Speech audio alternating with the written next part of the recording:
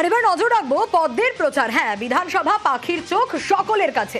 পদ্মের প্রচারে কোথাও গিয়ে কি ভিন রাজ্যের নেতাদের ওপরেই তারা আস্থা রাখছেন? হ্যাঁ, তার কারণ এর আগেও সে ছবিটা দেখা গেছে। ভিন রাজ্যের নেতাদের ওপর এবারও কি আরো একবার ভরসা রাখতে চলেছে পদ্ম শিবির?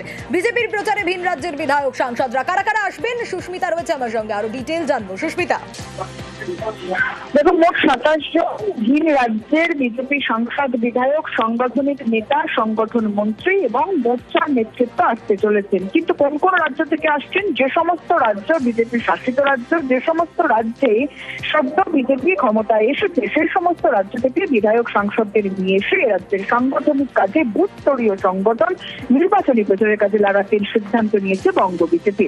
এবং এর আগেও আমরা দেখেছি 24-এর লোকসভা নির্বাচন কিংবা 21-এর বিধানসভা নির্বাচনে শুধুমাত্র অমিত শাহ, নরেন্দ্র মোদী নয়, জেপি নাড্ডা নয়, একের পর এক যারা ভিন রাজ্যের নেতৃত্ব, ভিন রাজ্যের মুখ্যমন্ত্রী, ভিন রাজ্যের একাধিক ভারপ্রাপ্ত মন্ত্রী, তারা এসেছেন এই রাজ্যে, তারা এসেছেন রাজ্যের প্রচার কার্য করতে। কিন্তু এবার সরাসরি বুথ স্তরীয় নেতৃত্বে সাংগঠনিক প্রচার বা নির্বাচনী প্রচারের কাজে লাগানো হতে পারে, তা লাগানোর সিদ্ধান্ত নিয়েছে বঙ্গ বিজেপি। ভিন রাজ্যের বিভিন্ন নেতা কর্মী, তাদের যারা সাংগঠনিক নেতা রয়েছেন তাদেরকে এখানেই আরো বেশি করে প্রশ্ন জোরালো হচ্ছে এবং বিরোধীরা অবশ্যই করে প্রশ্ন করছেন যে তাহলে কি সত্যি কেন্দ্রীয় নেতৃত্বের ভরসা নেই বঙ্গ বিজেপি নেতৃত্বের উপর, যে কারণেই নাকি সাংগঠনিক দুর্বলতা কাটাতে কোথাও গিয়ে ব্যস্ত হচ্ছে রাজ্য নেতৃত্ব, সে কারণেই বারবার ভিন রাজ্যের নেতাদের উপর ভরসা রাখতে বাধ্য হচ্ছে কেন্দ্রীয় নেতৃত্ব। সেই প্রশ্ন আরো বেশি করে জোরালো হচ্ছে নির্বাচনের আগে। বেশ, এটা তো একটা সর্বভারতীয় দল। আমাদের 2 থেকে আজকে সারা ভারতের 80% ওপর জায়গার যে জমি, তার সেবা করার দায়িত্ব সেই এলাকার মানুষ আমাদেরকে তুলে দিয়েছেন। সেটা কারো দয়ায় নয়। নিয়ম হচ্ছে যেখানকার একটা সর্বভারতীয় দলের সবাই সর্বত্র যাবে। ভারত আমার মা।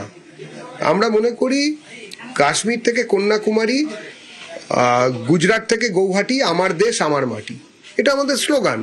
আমরা মনে করি না যে শুধুমাত্র একটা জায়গার আঞ্চলিক ব্যাপারের মধ্যে আমাদের আবদ্ধ থাকতে হবে। আমাদের নেতারাও বাইরে যান।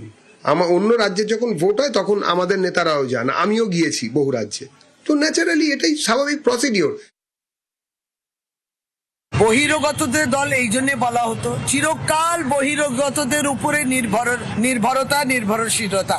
এই যে কেন্দ্রে কিংবা বিভিন্ন রাজ্যের মুখ্যমন্ত্রী আসবেন, তাহলে তারা কি বঙ্গ বিজেপির উপরে ভরসা করতে পারছেন না? তারাই কিন্তু মূল্যায়ন করেছে যে বঙ্গ বিজেপি দ্বারা হবে না, তাদেরকে উড়ে উড়ে আসতে হবে এবং এখানে মানুষকে প্রভাবিত করার চেষ্টা করবে।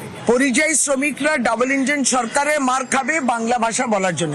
একবারও প্রধানমন্ত্রী, দেশের স্বরাষ্ট্রমন্ত্রী বলেছেন না এটা করা উচিত ছিল না। আবেগ নিয়ে নিজের চিঠি লিখেছেন বাংলার উদ্দেশ্যে প্রধানমন্ত্রী, তার মধ্যে একবারও বলেছেন যে কেন তারা 100 দিনের টাকা দিলেন না আজ অব্দি?